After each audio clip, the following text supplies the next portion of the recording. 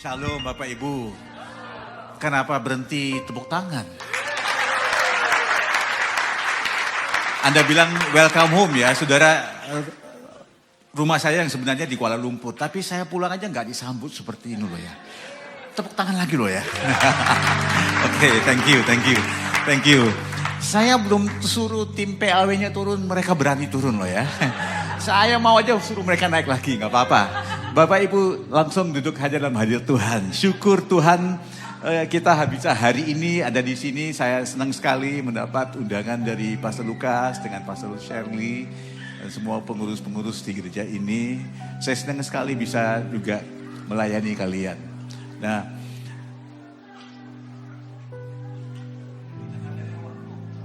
oke, ya. Dengan adanya waktu di mana bisa dengan kapasitas saya bukan orang muda ya, usia saya juga sudah 60 ya.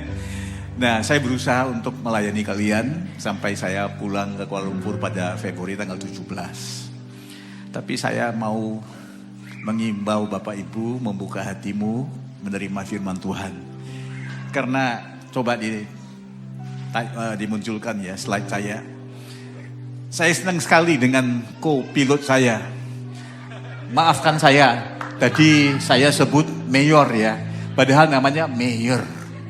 Ternyata dia wali kota loh ya.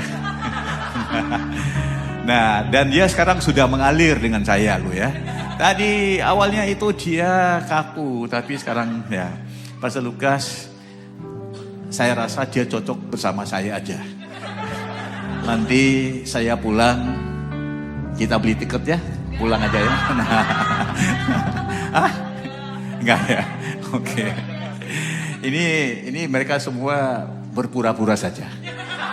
Sebenarnya hati mereka bilang, ayo puji Tuhan. Oke.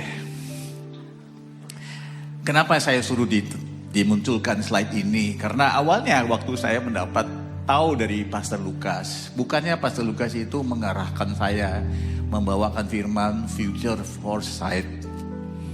Tapi memang kemanapun saya mendapat undangan untuk mengisi, saya selalu minta kepada gerejanya, kasih tahu saya, apa sih visi gereja kalian? Saya mengalir dalam hal itu saja ya.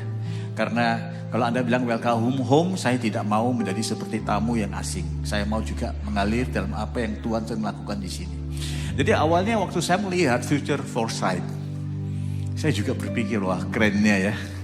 Dan saya tidak mau kalah kerennya, lalu saya juga kasih juga fuka di situ loh ya. Jadi Bapak Ibu kita sudah sama-sama sekarang seimbang. Nah, tapi poin saya begini, daripada penasaran, saya jadi asyik.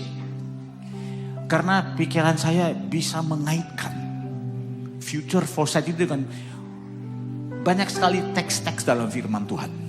Ibadah yang pertama kita membahas daripada Kisah Para Rasul pasal 7 ayat 2 sampai ayat 7. Menyertai ayat itu ada beberapa ayat-ayat sub yang kita pakai juga dari Kejadian 12. Nah, ibadah kedua ini kita mau bahas daripada Kejadian 15. Tetap menggunakan tema utama future foresight. Tapi judul spesifik khotbah kedua ini keintiman di tengah dunia fuka. Apa itu dunia fuka? Ini adalah satu istilah yang dipakai oleh orang-orang yang suka melakukan prediksi di dunia sekuler tentang masa depan. Mereka bukan nabi-nabi, mereka bukan dukun, peramal. Mereka menggunakan perencanaan, planning, skenario planning untuk melakarkan atau menggambarkan masa depan ya. Jadi mereka dibilang forecaster. Jadi dunia fuka ini bukannya baru saja ada, saudara. Dunia fuka ini memang sudah ada dalam Alkitab.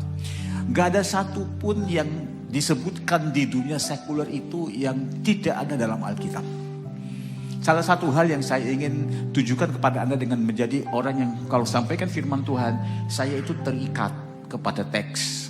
Menunjukkan kepada Anda bahwa semua ini berdasarkan kebenaran firman Tuhan. Jadi judul saya adalah keintiman di tengah dunia fuka. Yang tersirat di situ adalah dunia fuka itu tidak bisa kita hindari, saudara. Tetapi keintiman adalah sesuatu hal yang kita harus bentuk dalam hidup kita. Nah, keintiman itu melebihi kepekaan. Kepekaan bisa berlaku dari talenta. Tapi keintiman itu terjadi, terbentuk, terbangun dari hubungan. Dan itu membutuhkan waktu yang cukup lama. Kita mau hasil cepat. Tapi di dunia yang nyata, hasil itu di tangan Tuhan. Bagian kita taat dalam proses. Manusia menginginkan hasil, Tuhan menyukai proses. Bapak Ibu, saya menangkap satu hal tadi yang dikatakan Pastor Lukas.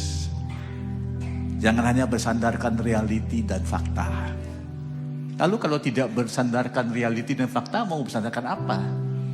Coba saya tawarkan satu alternatifnya. Realiti bisa berubah, fakta bisa berubah. Hari ini orang suka sama Anda, atau hari ini orang tidak suka sama Anda. Besok mereka bisa rubah pikiran. Seperti nilai saham di bursa efek. Bisa naik, bisa turun. Nah, kebenaran tidak berubah. Saya kasih satu kesaksian yang sangat mudah, sederhana, simpel dari kehidupan saya pribadi loh ya. Di ibadah pertama saya ngomong begini. Waktu saya menikah, istri saya kan beda suku, orang Hokkien Lang. Nah, bukan saja dia Hokkien Lang, tapi dia juga punya keluarga yang cukup besar. Saudaranya saja 25. Dengan pasangan mereka itu jadi 50. Setiap dari pasangan itu punya anak 3. Sudah jadi 70 berapa ya? Jadi 75 loh gitu. Habis itu dari keponakan mereka udah married, punya anak lagi saudara. Itu kalau kita Xinjia butuh gedung seperti ini. Dan di tengah-tengah orang seperti itu, saya satu-satunya orang yang gini, hitam. Dan mereka semua ngomong, Hojak, Cabo. Awalnya saya merasa sangat tersinggung. Loh, saya kan tamu. Saya lebih rasa welcome home di tempat seperti ini. Padahal di sini pun saya satu-satunya orang yang penampilannya begini. Kok di sana mereka tidak menganggap saya? Itulah dunia fuka saya. Di mana labil, ada satu hari suka nggak suka. Tapi dalam hidup saya beda sedikit. Dulu sangat tidak suka, sekarang masih tidak suka. Cuma kurang tidak suka. Itu dunia labil saya itu, yaitu dari lembah naik sedikit ke lembah yang sedikit lebih tinggi, tapi masih di lembah. Ketidakpastian, kompleksitas, ambigu. Tapi saya belajar bahwa inilah dunia saya. Saya kalau memiliki Tuhan yang luar biasa, untuk apa punya Allah yang besar? Kalau cari lingkungan yang nyaman, tidak ada gunanya. Disinilah Allahnya real, saudara. Lalu saya ceritakan sedikit. Pernah satu waktu setelah 12 tahun peringkat, berapa tahun? 12 tahun. Untuk sampai ke titik 12 tahun, saya harus terus bertahan di dalam dunia itu. Tidak melarikan diri, tidak kabur. Terus bertahan di dunia itu. Setelah 12 tahun pernikahan, mertua saya divonis sakit kanker. Anaknya 26 ya. Istri saya punya saudara 25, termasuk dia 26 ya. Lalu mereka kumpul bersama dengan pasangan untuk mau bicara. Cuma saya nggak diajak duduk di meja utama. Saya disuruh duduk di pojok satu sendiri. Bisa merenungkan firman saja saudara. Nah, lalu mereka bicara. Saya cuma pasang telinga, semua pakai bahasa Hokkien nih saudara ya. Kaki lang. Saya bukan kaki lang kan, saya inturan. Nah, lalu saya dengar juga lah sedikit-sedikit. Ternyata ya, punya anak 26, mereka tidak punya waktu untuk mau antar-antar mertua untuk kimo. Ya, Bapak udah married kan? Anak berapa? 1, bahaya Pak. Dengar nasihat saya. Mertua saya punya anak 26, tidak ada satupun daripada mereka bisa antarkan dia. Apalagi Anda belum 1. Mertua saya mungkin kalau punya 27, 28, mungkin ada yang mau anterin. Anda pasti tidak akan diantarin, tidak diperhatikan. Ya, perbanyakkanlah anak-anakmu. Ini bukan buatan, ini keharusan. Oh, Pastor Lukas bilang 10. Kurang Pak, 26 aja belum menjamin. Harus 27, minimal 27.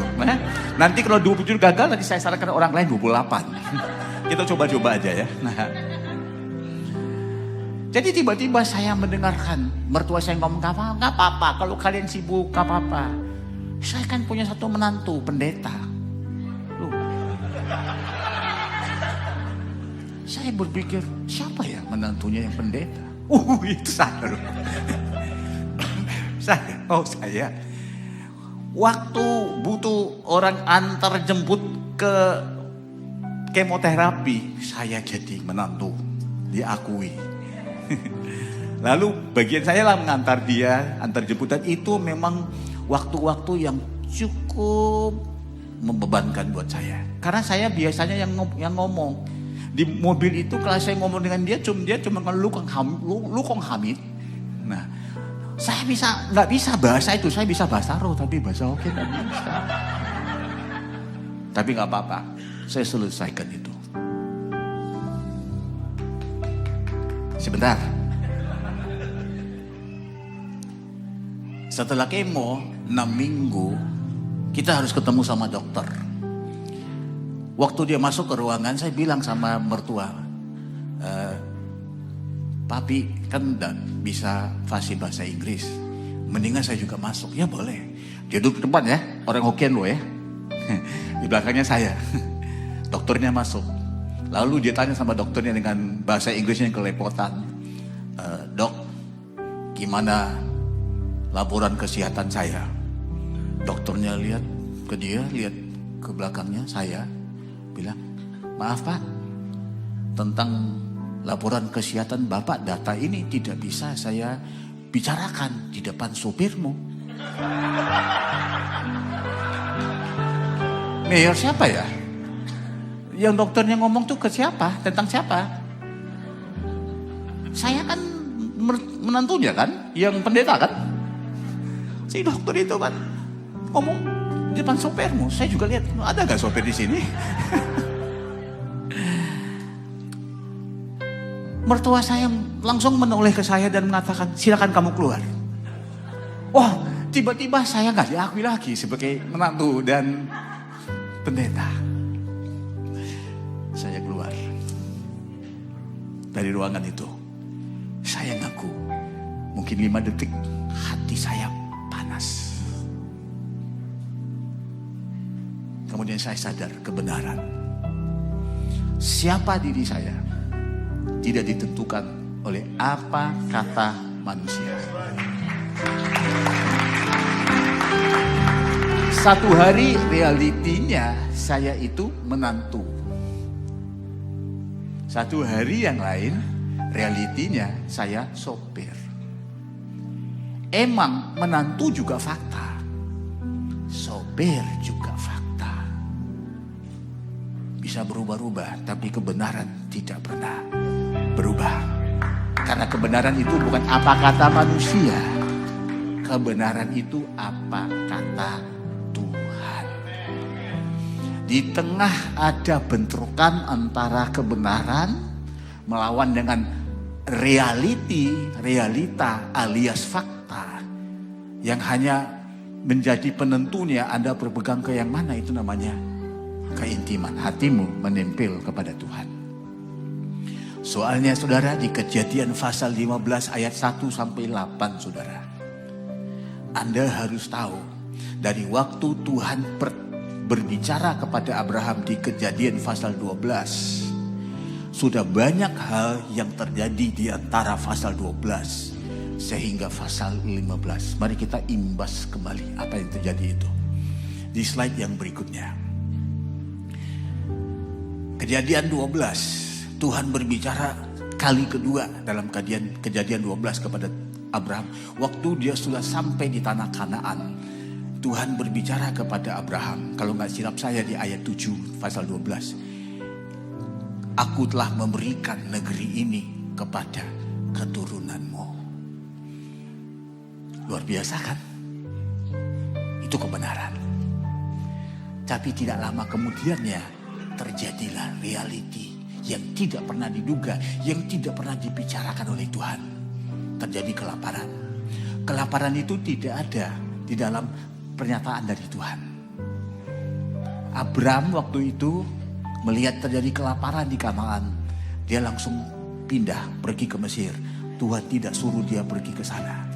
Tapi sekalipun dia berjalan dengan keputusan sendiri, Tuhan tidak pernah angkat tangan dari dia. Saya tidak mengajak saudara, saya tidak menyarankan saudara untuk hidupnya liar-liar begitu. Tapi apapun yang Anda lakukan, Tuhan itu tetap ada kasih setianya. Di dalam Kejadian 13, kenapa ada Firaun di situ? Karena memang si Abraham itu masuk ke Mesir. Dan di Mesir penguasanya Firaun. Firaun mengincar Sarai. Ini pun tidak pernah Tuhan bicarakan. Ini pun tidak merupakan salah satu dari future foresight. Tapi ini reality yang terjadi. Akhirnya mereka harus keluar dari Mesir kembali ke tanah Kanaan. Tapi di Kejadian pasal 14 terjadi satu konflik, satu krisis barulah kononnya saudara. Yang mana keponakan bernama Lot itu yang dipelihara oleh Abraham memilih untuk berpisah. Kemudian Lot itu diculik. Abraham berusaha untuk menyelamatkan si Lot. Ada perang di mana-mana. Ini bukan berita yang kemarin sore saudara. Ini adalah situasi yang dihadapi oleh Abraham. Dari Kejadian 12 sampai Kejadian pasal 14. Tuhan itu periode waktu yang tidak jelas dalam Alkitab ya. Mungkin sudah bertahun-tahun. Cuma 3 kali Tuhan berbicara kepada dia. Tapi dia sudah menempel dan hatinya melekat kepada Tuhan. Biarpun demikian saudara, waktu kita sampai di Kejadian pasal 15, Abraham kita ngakui sudah menjadi dari sisi aset, harta, keuangan. Bukan keuangan lah, dari sisi harta aset, kambing domba, ternakan. Abraham itu seorang yang kaya, diberkati. Tidak memiliki tanah yang dijanjikan, tidak memiliki anak. Dan disitulah awal mulanya Kejadian 15. Kalau Anda merasa merinding, itu bukan khotbah saya, itu karena dia yang main. Dia main si Meir ini, saya juga merasa merinding. Kalau hari ini mungkin dia main terus, saya tidak berhenti-berhenti. Anda bisa kelar aja, saya khotbah terus sendiri, gak apa-apa. Saya tidak butuhkan kalian, nah. Saudara. Apa yang saya tuliskan di situ mungkin terlalu halus. Saya katakan di situ, Tuhan mengizinkan kita berada di dunia fuka. Mungkin saya cabut itu semua. Tuhan yang mengantarkan kita ke situ.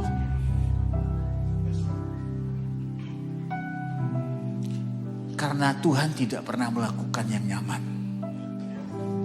Tuhan inginkan yang terbaik. Yang terbaik itu tidak seperti yang Bapak dan Ibu pikirkan.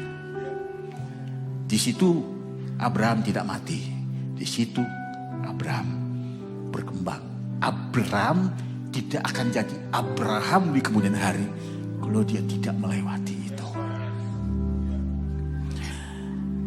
Nanti pulang ke rumah. Pulang ke rumah kan? Ada PR. Mazmur 23. Ada 6 ayat. Gak usah lihat sekarang. Bukannya saya pakai psikologi terbalik. Mau ngomong itu tapi dibilang jangan lihat supaya kamu lihat. Enggak. Pulang aja lihat. Berapa ayat tadi di Mazmur 23? 6. Tapi ayat yang agak menyeramkan itu satu saja, ayat 4. Biarpun aku lewat lembah kelam, tongkatmu dan gadamu ada, hadiratmu menyertai aku, tapi tidak ada suara. Di situ Tuhan itu diam, tapi hadir. Tuhan itu hadir, tidak perlu berbicara. Tuhan bisa tuntun tanpa harus berbicara. Itu namanya keintiman. Catat itu saudara. Kalau Anda tidak mau melewati ayat 4, nanti Anda tidak menyeberang ke ayat 5 dan ayat 6. Anda mentok saja di ayat 4. Tuhanlah yang mengantarkan kita ke dunia fuka itu. Nanti kalau saya melayani Anda jangan merasa keliru atau bingung. Saya kasih 2 contoh loh ya. 2 tahun lalu ada seorang bapak yang saya tunjuki ke dia. Saya bilang kepada bapak ini, kamu dalam kondisi yang paling terpuruk. Dia nangis. Saya berpikir dia itu menduga saya akan ngomong ke dia, minggu depan masalahmu selesai. Tapi yang berikutnya keluar dari hati saya, dari mulut saya lihat dia jadi kecewa lagi saudara. Saya bilang maunya saya mengatakan minggu depan hal ini selesai. Tapi tidak akan selesai minggu depan. Akan berlanjut 2 tahun lagi. Nangis lagi dia dengan lebih keras. Mari Bapak Ibu, Anda punya hati dingin, pikiran dingin sekarang karena yang bersangkutan bukan Anda, itu orang lain kan. Kalau saya bilang minggu depan masalahmu selesai, 2 minggu lagi, apa yang bisa terjadi? Kamu gak tahu. Tapi kalau saya bilang masalahmu akan selesai 2 tahun lagi, artinya kau masih hidup sampai 2 tahun lagi kan? Lebih enak selesai minggu depan atau 2 tahun lagi? Anda itu gak bisa ketawa-ketawa, hanya Lydia yang bisa ketawa ya. Nah, karena dia aja yang udah beli izinnya untuk ketawa. Nah, coba pikirin.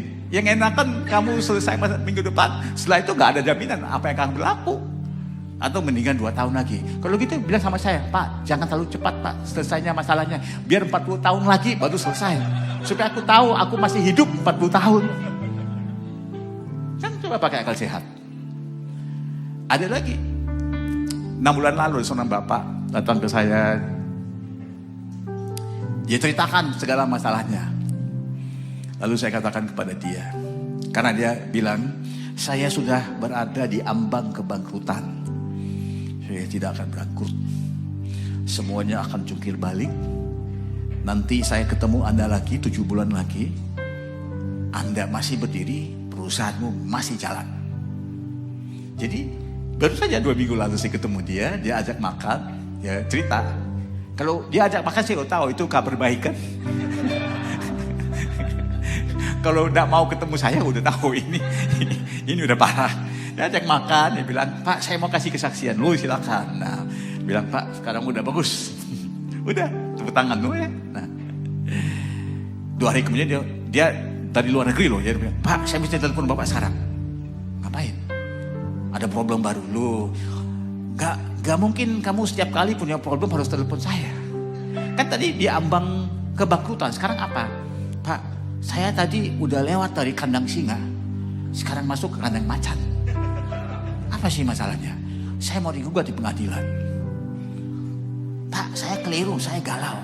Loh, saya ini lagi check in mau naik pesawat ke sini loh. Saya bilang gimana sih, saya lagi mau check in, mau sampaikan firman Tuhan gimana?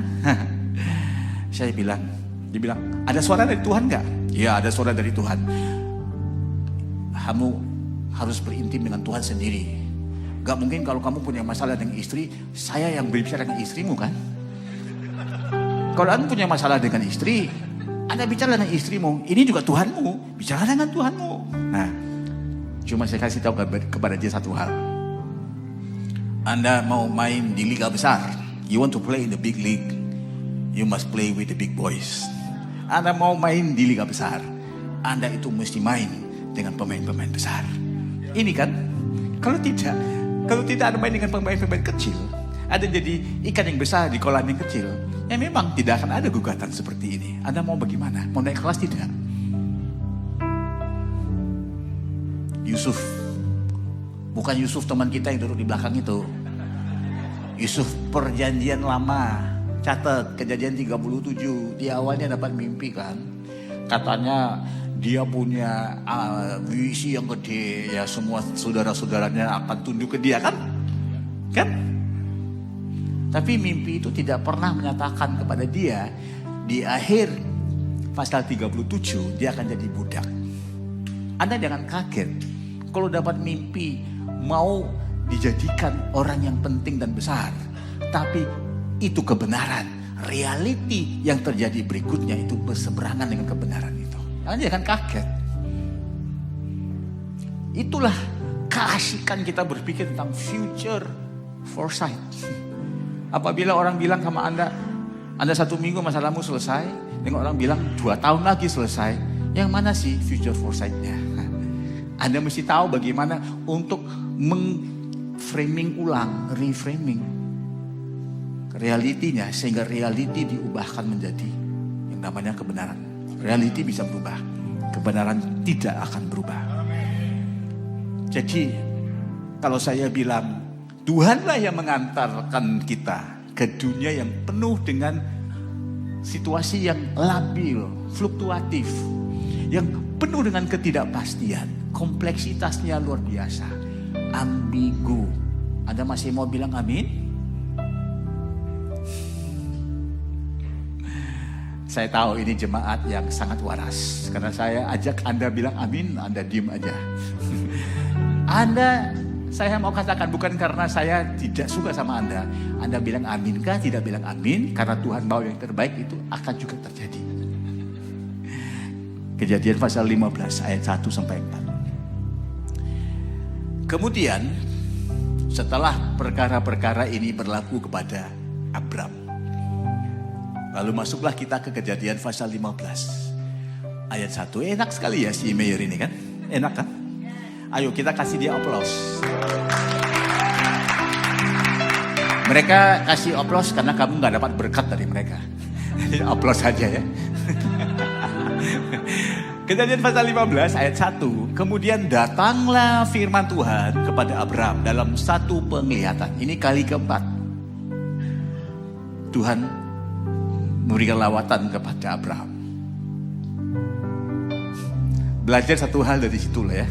Karena kadang-kadang saya masuk di ibadah tertentu, ada satu orang dalam 1 jam aja bisa dapat 7 penglihatan. Saya bilang dalam 1 jam kamu itu lebih hebat dari Abraham punya pengalaman yang bertahun-tahun. Kayaknya kamu punya kuantitas, tidak ada kualitas. Hati-hati loh ya. Jangan terlalu mau mencari itu. Biar Tuhan yang memberikan, saudara. Jangan ada tekanan untuk mau melakukan sesuatu hal yang belum tentu dari Tuhan. Anda mau dengar suara, mungkin mendengar suara, tapi belum tentu itu suara Tuhan loh ya. Datanglah firman Tuhan kepada Abraham dalam satu penglihatan. Jangan kamu takut. Apa yang kamu sudah lewati ini, jangan kamu takut. Karena akulah perisaimu. Upahmu sangat besar. Anda tahu nggak orang itu intim apabila orang itu membalas dengan berani. Saya kasih contoh istri saya loh ya. Kalau dia mau ulang tahun ya, kita ini bukannya orang yang detik terakhir baru bergerak. Istri saya ulang tahunnya November. Saya sekarang sudah dalam rangka perencanaan mau beli kado untuk dia. Karena ini satu proyek 1 tahun loh ya. Nah, karena kalau Januari, Februari ini apalagi mau Imlek, mau Sinja, pasti dia mau belanja. Tapi saya berpura-pura tidak peka kalau dia mau belanja. Maksud belanja itu dia yang milih, saya yang bayar. Lalu saya kabur ke Philadelphia. dia bisa milih tapi gak ada yang bayarin untuk dia kan. Karena di waktu-waktu ini mahal. Tapi gue ikutin juga lah. Lihat-lihat. Istri saya itu suka kadang-kadang pergi pakai baju coba-coba, pakai, keluarin pakai. Lalu kerja mancing-mancing, mau mancing perang sama saya. Baju ini bagus nggak? Coba aja kalau saya salah jawabnya. Saya bilang sebenarnya baju ini nggak bagus. Tapi apabila kau memakainya, lalu baju ini jadi bagus. Dengan cara begitu saya masih bisa bertahan 30 tahun dalam pernikahan.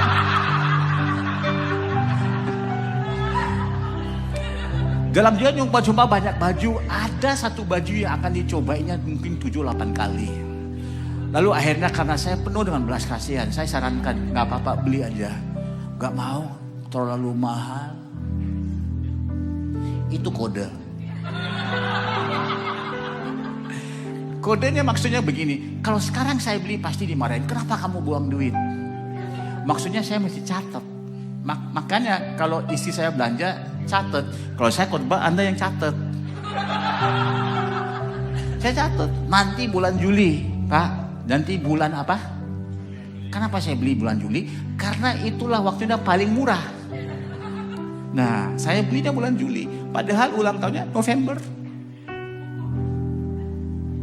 Jadi waktu November saya kasih dia baju itu. Istri saya berpura-pura, kok ketahu ya? Bisa kamu tahu ya? Dan saya juga berpura-pura. Saya berkata, oh ya, ini karunia dari Tuhan. Itu bukan karunia. Itu namanya keintiman. Dia berani menyatakan apa yang dia mau dengan cara yang halus.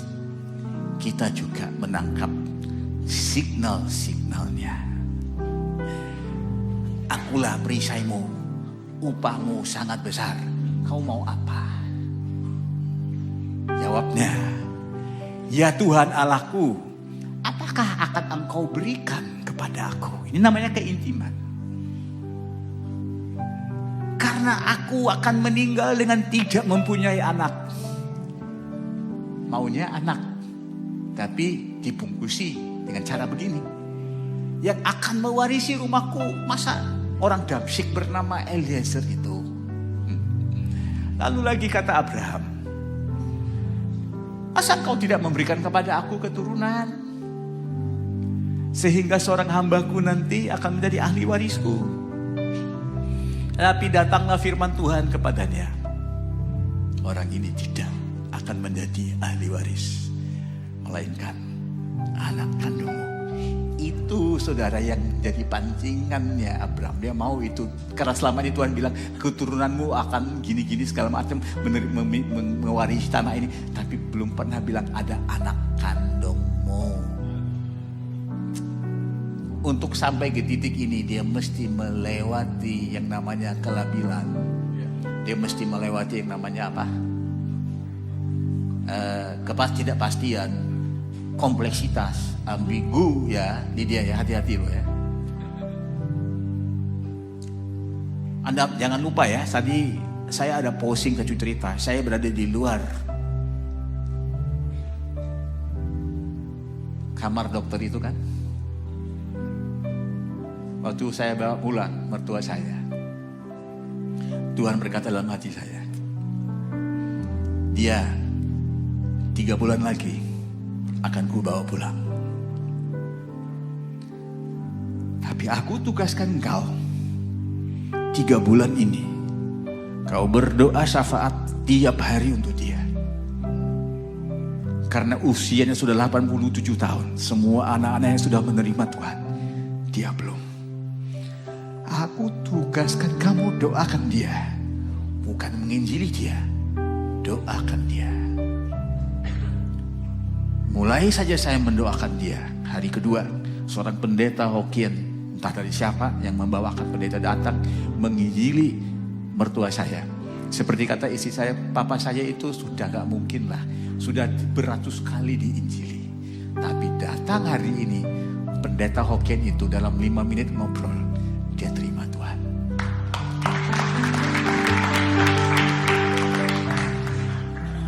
Waktu itu saudara, ipar-ipar saya yang dulunya bertaruh-taruh bahwa saya akan mudah-mudahan saya bubar cepat dengan istri saya, dengan saudara mereka. Mereka datangi saya dan mereka berkata kepada saya, sekarang kami tahu kenapa Tuhan mengutusmu dalam keluarga kami. Sorry, dalam hati saya, sorry. Itu adalah realiti dan fakta yang kau sampaikan, tapi itu bukan kebenaran. Nilai saya tidak ditentukan oleh apa yang kau katakan. Karena 2000 tahun lalu sebelum saya lahir, sebelum kalian ada, sebelum saya menikah, nilai saya sudah ditentukan dengan harga yang mutlak. Semenjak itu nilai saya di depan Tuhan tidak pernah naik, tidak pernah turun. Karena siapa diri saya dan nilai diri saya, begitupun nilai dirimu dan siapa Anda tidak ditentukan oleh apa kata manusia. Karena itu reality alias fakta.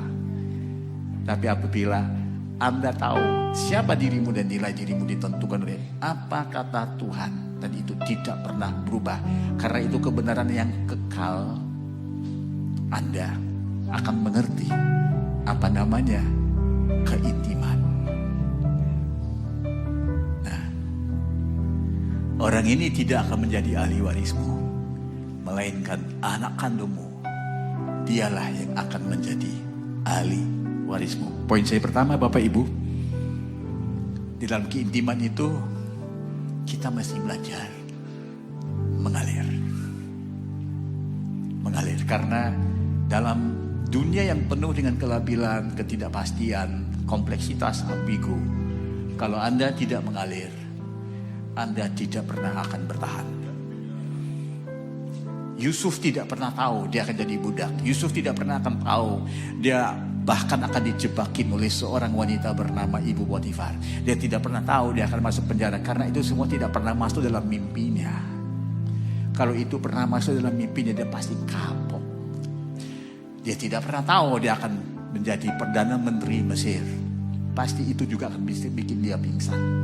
Kalau bukan pingsan, mungkin kepalanya jadi terlalu besar, saudara. Kita mesti belajar mengalir. Dalam hal ini pengharapan. 12 tahun. Saya tidak ada bukti tanda-tanda akan diterima. Tapi mengalir saja dalam pengharapan. Ayo. Yang kedua. Lalu Tuhan membawa Abraham keluar serta berfirman, coba kamu lihat ke langit, hitunglah bintang-bintang, jika engkau dapat menghitungnya, maka berfirmanlah kepada Abram, demikian banyak nanti keturunanmu. Satu pun anak belum dia dapat. Sekarang Tuhan memberikan kepada dia penglihatan akan punya banyak keturunan. Mungkin ada orang yang tidak akan percaya, tapi Abraham percaya karena dia sudah intim. Dia percaya. Maka Tuhanlah memperhitungkan hal itu kepadanya sebagai kebenaran. Kejadian 12 tahun setelah saya menikah, mertua saya terima Tuhan. Tidak lama sudah itu, dia meninggal. Waktu saya sudah 22 tahun dalam pernikahan, sudah 10 tahun sudah itu ya, sudah mertua saya meninggal. Berarti ini 8 tahun yang lalu. Ada seorang anak muda datang ketemu saya. Karena dia punya masalah dengan calon mertua. Dan kebetulan calon mertuanya juga teman saya. Sama-sama hamba Tuhan.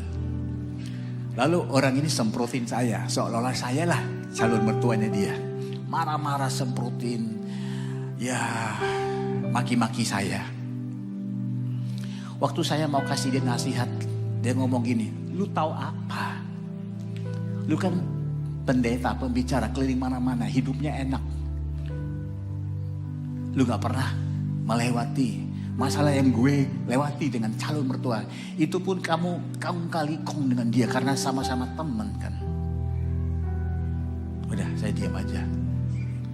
Anjing menggonggong, akhirnya anjing itu akan diam karena capek. Biar dia ngomong aja. Kalau begitu, konseling jadi sangat mudah. Biar orang aja ngomong kita, oh ya? Oh. Enak kan begitu, gak usah susah-susah mau kasih dia masukan. Itu nggak diajarin sekolah Alkitab. Ya catat itu ya. Oh yeah. Gitu. Mudah sekali counseling. Karena orang bukannya mau terima nasihat, mereka cuma mau curhat. Biarin. Kita kan juga gak mau susah-susah, mau kasih dia masukan. Udah. Lama-lama anjing itu juga capek diem. Sudah? Mau ngomong lagi? Enggak. Bisa saya ngomong? Bisa. Gini. Kamu gak tahu saya siapa. Kamu tidak tahu apa yang saya lewati. 22 tahun lalu, waktu saya menikah di pesta saya disamperin salah satu saudara dari istri saya ngomong ke saya, kalau kamu mau bubar dalam pernikahan, jangan bubar terlalu cepat ya, kamu bubar setelah 5 tahun. Hah? Karena kami di meja-meja itu sudah bertaruh, kalian bisa bertahan berapa lama? Saya sudah bertaruh 5 tahun. Nanti kalau Anda bisa bertahan 5 tahun, sudah itu bubar, nanti saya bagi-bagi duitnya sama kamu. Gitu. Bukan hati saya panas, hati saya meluap mau meledak. Tapi waktu itu, saya pernah berpikir, saya sekarang di titik awal. Saya mau bertahan 30, 40, 50, 60 tahun. Bagaimana saya bisa bertahan begitu kalau sekarang pun dengan manusia saya tidak bisa bertahan. Padahal Tuhan mau saya itu bisa bertanding dan bersaing dengan kuda balap. Ini baru manusia. Untuk itu saya mesti lihat 30, 40, 50 namanya apa itu future foresight. Tapi saya nggak tahu nanti 40, 50 mereka masih sukai saya atau tidak. Saya harus hidup ikut standar. Anak muda, saya hidup ikut standar. Standar itu lebih tinggi daripada kelakuan saya waktu itu. Saya ikut standar. Mudah-mudahan makin hari makin saya menghampiri standar itu. Itulah yang membawakan saya ke titik 22 tahun. Dan mudah-mudahan saya terus berjalan begitu. Saya akan sampai ke 30, 35, 40, 50. Saya punya 22 tahun, itulah saya. Kamu punya berapa? Kamu masih 0, malah minus. Itu baru calon mertua. Kamu belum masuk aja udah begini. Kalau orang sudah 22 tahun, kamu 0 atau minus. Orang ini ada sesuatu yang tidak ada pada kamu. Apa? Paling tidak orang ini punya yang namanya kesaksian. Kalau ada kesaksian, kita bisa bilang, ini aku lakukan, kau juga lakukan hal yang sama. Kalau orang ini tidak punya kesaksian, lalu dia punya penyesalan, lalu dia akan bisa kasih nasihat. Bukan kasih kesaksian, dia bisa kasih nasihat. Ini kesalahan gue, kamu jangan lakukan. Bapak Ibu, future foresight itu mengajar kita untuk hidup sesuai dengan mau membangunkan kesaksian, bukan mau menciptakan penyesalan. Gak ada artinya. Kalau Anda ngomong, inilah penyesalan saya, jangan ikut saya. Karena caranya Kristus, inilah jalan yang aku sudah tempuh, ikutlah aku. Seperti Paulus katakan, ikutlah aku, jadi pengikutku sama seperti aku jadi pengikut Kristus. Itu caranya future foresight, Bapak Ibu. Poin saya yang kedua, mengalirlah dalam iman, sesuatu yang tidak terlihat. Apabila Anda meyakini apa yang tidak terlihat, satu hari Anda akan melihat apa yang kau yakini, saudara. Terakhir, saudara. Ayat 7 dan ayat 8. Lagi firman Tuhan kepadanya, akulah Tuhan yang membawa engkau keluar dari Ur Kasdim. Ur Kasdim tempat yang nyaman. Tapi aku membawa engkau keluar dari Ur Kasdim kepada apa? Kepada kelaparan. Kepada Firaun. Kepada ditinggalkan oleh keponakanmu. Kepada perang. Nah sekarang kepada janji ini. Bagaimanakah aku akan tahu bahwa aku akan memiliki tanah ini? Saya mesti selesaikan karena waktu sudah lewat ya. Dan nanti selain dari membaca Mazmur 23, Anda membaca sisa-sisanya itu, saudara. Kejadian 15 itu berakhir dengan Tuhan membawakan Abraham itu, coba slide yang berikutnya, membikin dia tidur. membuat Abraham tidur. Tapi Abraham bukan tidur dari awal. Abraham tidur belakangan. Jadi bukan kita diajak jadi santai, nganggur. Bukan. Ada waktunya apabila Anda sudah melakukan yang terbaik, Anda mesti angkat tangan. Kalau tidak, Anda tidak bisa menerima yang namanya kasih karunia. Lalu waktu Tuhan mengingat perjanjian itu. Perjanjian, aku akan bikin satu perjanjian. Yang melewati hewan-hewan yang disembelih itu cuma satu. Tuhan saja. Abraham sudah anestesi tidur. Dia tidak ikut. Kenapa? Karena yang namanya Injil itu dan salib itu adalah begini. Apabila engkau tidak mampu, Tuhan tetap mampu. Apabila engkau tidak setia, Dia tetap setia. Apabila Anda sudah habis ketaatan, Dia yang akan menyelesaikannya. Itu salib. Itu salib. Tepuk tangan sekarang, tapi di lapangan. Tapi di lapangan, pastikan Anda tidak kapok menyerah begitu. Poin saya yang terakhir, mengalirlah dalam perjanjian. Seringkali kalau orang datang ke saya mengeluhkan tentang permasalahan dalam pernikahan, saya bilang pernikahan pun perjanjian. Pernikahan adalah satu-satunya cermin perjanjian Tuhan dengan umatnya. Ini menjadi kesaksian Tuhan, pernikahan menjadi kesaksian Tuhan kepada masyarakat dan dunia. Seperti mana aku ini tak setia dan kasih setiaku tidak pernah berkesudahan, begitupun kalian dalam perjanjian ini kasih setiamu. Kalau tidak ada kasih tetap setia aja. Kalau ada kesetiaan jangan lupa untuk mengasihi. Itu namanya kasih setia. Kalau sudah mengasihi dan sudah setia, pastikan mengasihi dan setia sampai ke akhirnya. Itu aja. Karena dalam pernikahan itu kita bukan mencari kebahagiaan, kita mencari kekudusan.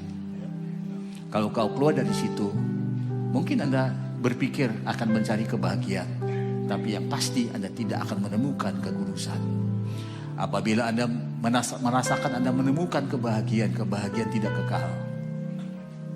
Tapi apabila Anda menemukan kekudusan, kekudusan itu kekal. Kekudusan itu membawa kepada yang namanya kebahagiaan. Kekudusan itu adalah proses yang membawakan kita kepada kebahagiaan. Mengalir saja dalam perjanjian. Bapak Ibu, mari kita bangkit berdiri. Saya meringkaskan khotbah saya dalam satu bentuk pantun. PAW, tenang aja ya. Oke, tenang aja. Saya mau lihat ini jemaatnya bagaimana ya, tanpa saya mengarahkan bagaimana ya Anda ini aslinya seperti apa. Makan di warung enaknya kari. Penguasa tunggu dulu ya, ada aturannya ya. 2 baris baru cakep ya. Makan di warung enaknya kari. Penguasa menaksir istri hidup makin rapuh. Oh cakep ya. Gonjang-ganjing kelaparan di kanan kiri. Tetap Abraham berpercaya dengan sungguh. Lot meninggalkan perang makin menyebar. Menghadapi kekuasaan hati gemetar. Cakep. Masih belum punya anak, janji samar. Tetap perjanjian Tuhan selalu benar.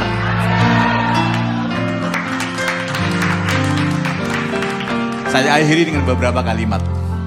Catatan saya setelah saya selesai khotbah. Nanti kalau saya memikirkan ayat ini lagi, mungkin ini menjadi bahan doa saya. Saya bagikan dengan saudara.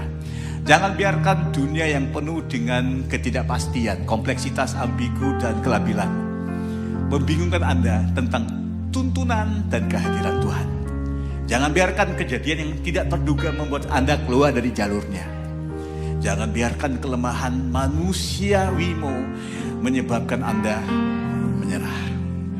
Ini semua sebagian dari paketnya. Tapi yang sesungguhnya mengalirlah dalam pengharapan, iman, dan kasih setia Tuhan yang tidak pernah berkesudahan. Itulah jalan yang akan mengantarkan Anda mengalami future foresight.